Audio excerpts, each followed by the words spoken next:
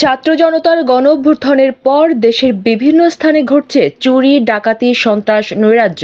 তবে এসব দমনে আইন শৃঙ্খলা বাহিনী, ছাত্র জনতার পাশাপাশি শক্ত অবস্থানে জাতীয়তাবাদী যুবদল কর্মীরা। নোয়াখালী কবিরহাট উপজেলার বাটইয়া ইউনিয়নে চুরি, ডাকাতি, সন্ত্রাস, নৈরাজ্য ঠেকাতে এবং জনসচেতনতার লক্ষ্যে 6 সেপ্টেম্বর বাটইয়া ইউনিয়ন যুবদলের পক্ষ থেকে শক্ত অবস্থান কর্মসূচি পালন করেন।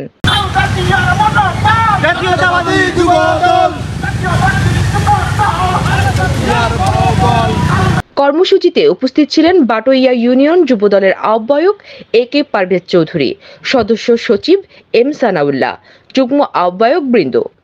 কর্মসূচিতে আরও উপস্থিত ছিলেন ইউনিয়ন যুবদলের অন্যতম নেতা ফখরুল ইসলাম শামীম, মাসুদুর রহমান সজীব সহ ইউনিয়ন যুবদলের সর্বস্তরের নেতৃবৃন্দ।